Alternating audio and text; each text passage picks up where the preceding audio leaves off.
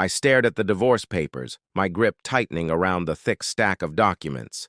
It felt surreal. Olivia, the woman I had loved, trusted, and built a life with, had reduced me to nothing more than a financial burden. If only she had waited a few more weeks, she would have realized I wasn't the dead weight she thought I was. She had no idea I had just finalized the sale of my AI startup for $10 million. But patience had never been Olivia's strong suit. Neither was loyalty. I glanced out my office window, the city skyline stretching endlessly before me. Then my gaze landed on her. Rachel, my assistant and Olivia's new lover. She stood by the reception desk, giggling into her phone, unaware of my piercing stare. The designer heels, the gold bracelet, both new. It all clicked. Rachel had been getting bolder, more entitled. Now it made sense. For 5 years I had supported Olivia through everything, her master's degree, her job search, her existential crises.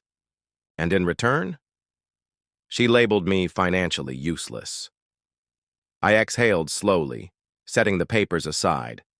She thought she had won. She had no idea she was walking away from millions. The next morning, I arrived at my office early. Rachel strolled in late. As she often did, her phone glued to her ear. I smiled to myself. It was time. I revoked her access to all company systems. A few hours later, I heard her heels clacking down the hall before she stormed into my office. "My email isn't working," she snapped, waving her phone. I leaned back. "Strange. Have you contacted IT? They said you revoked my access." "Oh, right. That." I feigned realization.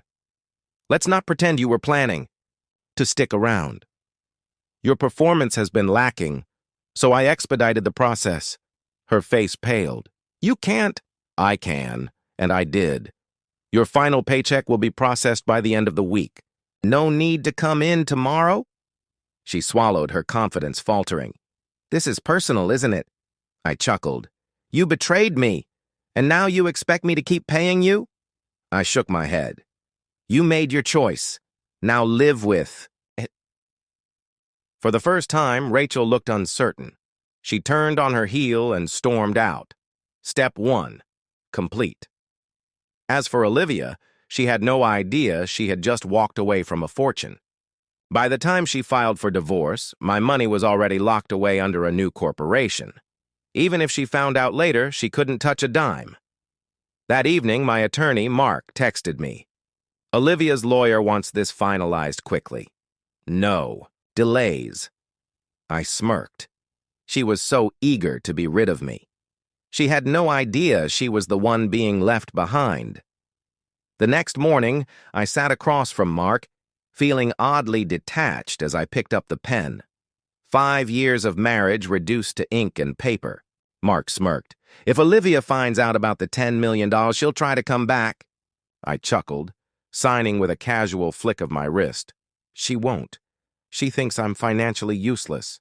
Let's keep it that way." With a final stroke, I cut my last tie to Olivia. But that wasn't the only contract I signed that day. Next to the divorce papers was the acquisition agreement, the deal that made me a millionaire. By evening, Mark texted again, "It's done. You're officially a free man." "Oh, and congratulations, millionaire." I stared at the message, letting it sink in. This morning, I had walked in as a man losing everything. Now, I was a man who had won it all. Olivia thought she was leaving behind a failure.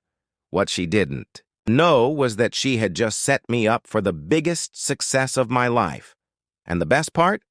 She wouldn't even realize it until it was far too late. The days following our divorce were eerily quiet. No complaints about my coffee, no passive-aggressive sighs, no forced conversations over dinner. Just me, my thoughts, and a cup of coffee brewed exactly the way I liked it. The divorce was final. Olivia had moved out, likely thinking she had won. Let her believe that. The truth? She had just walked away from millions. My AI startup had just sold, and congratulatory emails from investors flooded my inbox. But my focus was elsewhere, on the downfall of Olivia and Rachel. Rachel resigned 2 days after the divorce. No explanation, no goodbye. She thought she was walking away victorious. She had no idea she was walking into disaster. She wasn't smart, just opportunistic. While she schemed, I observed, and now it was my turn to move. Leo, my private investigator, sent me an update. Olivia and Rachel were officially together. Olivia had even sold jewelry to fund Rachel's big real estate venture. A venture doomed from the start. Rachel knew nothing about real estate, and Olivia had always been reckless with money. They flaunted their new life online, expensive dinners, designer clothes, lavish vacations, all funded by investors fooled into believing in Rachel's non-existent expertise. But money is easy to spend and hard to manage. Soon, the cracks began to show. Within weeks, investors were asking questions. Promised high-return properties didn't exist. Rachel was siphoning money behind Olivia's back. Then came the headlines. Luxury real estate firm faces scrutiny over false promises. Investors were furious. Olivia and Rachel had no answers. Days later, my phone rang. An unknown number. I answered, already knowing who it was. "Hey," Olivia's voice was hesitant. I let the silence stretch. "I think I made a mistake," she admitted. I almost laughed. The woman who once called me financially useless now wanted to talk. I let her sit in her discomfort before responding. "You made your choice." A sharp inhale. More silence. "You didn't look back," I added. A whisper. "I thought maybe we could fix things." I smirked. "You thought wrong." I hung up. The next morning, another headline. Fraud allegations surface in real estate firm. Authorities investigating missing funds. My phone buzzed again, this time from an unfamiliar, authoritative voice.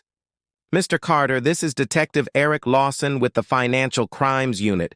Your ex-wife, Olivia Carter, is listed as one of the co-founders of a firm under investigation. I believe you were married to her until recently?" I leaned back, suppressing a laugh. "That's correct," I said smoothly. Olivia had burned everything down in record time. And the fall had only just begun. In a quiet town, Elijah and Nathan were inseparable, bound by childhood memories. But when Nathan was falsely accused and imprisoned due to a powerful businessman's scheme, Elijah vowed revenge. Years later, Elijah, now a brilliant strategist, uncovered the truth. The businessman, Mr. Calloway, had framed Nathan to protect his own son, who had committed the crime. Elijah meticulously gathered evidence, exposing Calloway's corruption through a viral exposé. As public outrage mounted, Calloway's empire crumbled, and Nathan was exonerated. Standing outside the prison gates, Nathan embraced Elijah. Justice had prevailed, but both knew the scars would remain. Their bond, however, was unbroken.